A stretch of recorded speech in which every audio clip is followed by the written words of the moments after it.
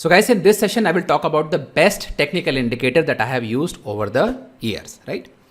Now, before I talk about that specific indicator, let me take a few minutes to just explain you my general view about the indicators.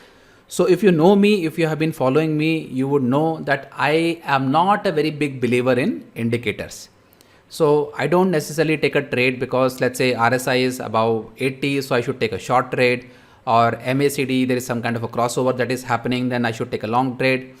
So I don't take a trade just because a technical indicator is showing some kind of a value or is having some kind of a combination with other technical indicators. In fact, as far as I'm concerned, I use technical indicators as my secondary signal system in my broader framework of strategy. And if you want to learn what exactly that framework is, what I will recommend you, last year, National Stock Exchange, they invited me as a guest speaker to talk about this specific topic. So I did that 1 hour session with them, and it is right on our website right here. It's called the best way to use technical indicators. So you can just go and watch now. It's just basically a free webinar.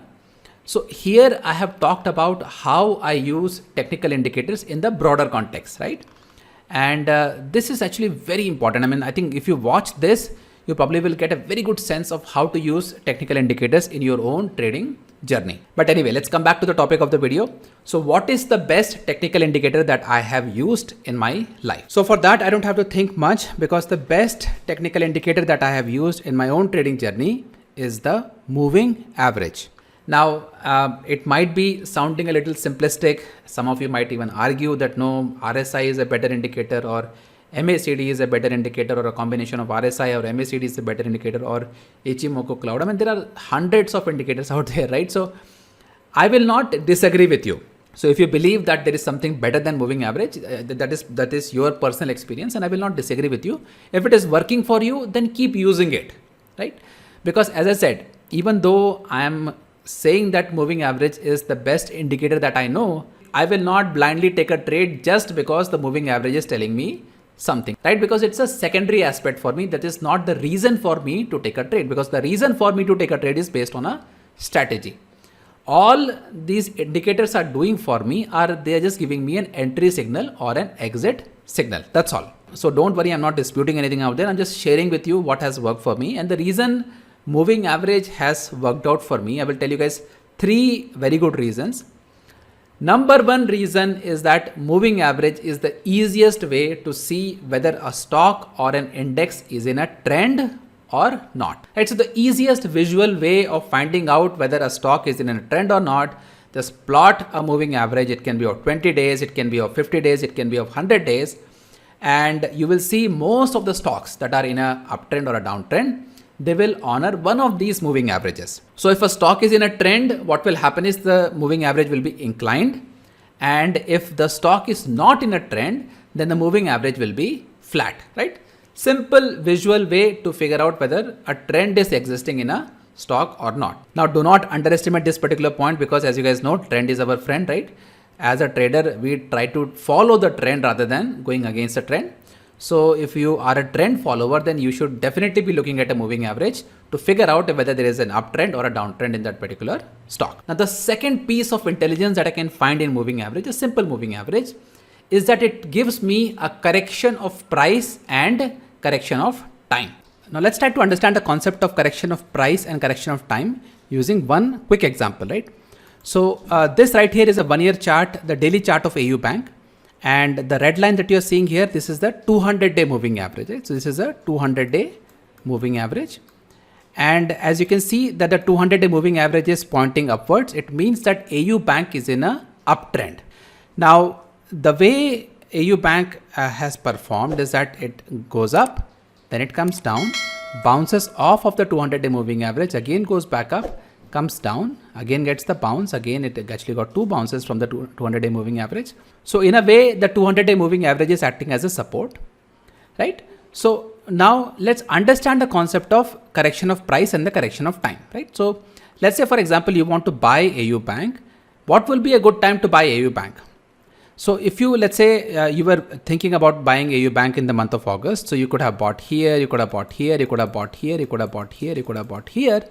But if you just plotted a simple 200-day moving average, and if you let the prices come to the 200-day moving average, you can see that this would have given you the best price, right? Whenever you are buying something which is in an uptrend, closer to its moving average, you get the correction of price. So whatever price they were going higher, they basically correct, and this is like the best deal, so to speak, that you are getting on this stock, right? So that is the correction of price. Second is the correction of time, right? So what happens is, let's say for example, you bought a stock here, then it went up, then it came down. So essentially, time wise, you have been sitting on this stock for, let's say, 3-4 months. It has done nothing for you. But if you wait patiently for it to come to the 200-day moving average, and when you buy it from there, you will see that the correction of time has already happened. And now when the bounce back happens, you will see faster results without having to wait for a very long time. Now, again, this is not a rule. It doesn't work all the time, but it definitely has that advantage that the correction of time has already happened when you are buying something at, let's say, the 200-day moving average, right? So that is the second reason. Now, the third reason, which a lot of you probably will not know this, but mutual fund industries, right? So all these mutual fund managers and their teams that are out there. Now, every big asset management company, they have a team, and a part of their team is a technical team who looks at the charts, right? So even though they are investing based on the fundamentals of the company, they do not ignore the technicals as well. And one of the aspects that they look at is the 200-day moving average of that stock. And this is not something that I have heard. I have personally interacted with mutual fund managers and their team, and they have confirmed very clearly. I mean, there is no ambiguity, there is no shame in them in accepting that yes, we do look at the technicals, and specifically we look at the 200-day moving average. And the way they see it is that if a stock is trading above the 200-day moving average, they will consider it to be in a bull market. And if it is trading under the 200-day moving average, they will consider it to be in the bearish territory, right? So bulls live above the 200-day moving average and bears live below it. That's like the common saying. So what happens is, when these big mutual fund managers, when they are looking at something, of course they will be acting on it. So AU Bank, for example, if a fund manager wants to basically buy AU Bank, they would basically wait for AU Bank to come back and test its 200-day moving average. And when they buy, the volume with which they will buy will be good enough for retail traders and investors to get the kind of a push that they are looking for, right? So we are basically aligning ourselves with the big players. So that is the third reason I believe that a moving average is great. Now, what kind of a moving average I prefer? Is it exponential? Is it simple? I don't necessarily think that's like a big deal as such. You can choose any one of them. What is a time frame? I would say 20-day moving average is good for trading, whereas 200-day moving average is good for investing. But apart from that, guys, every stock has a different moving average that it basically follows when it's in a trend. Some have shorter moving averages, some have longer moving average. You probably will have to play around with the parameters to see what is fitting.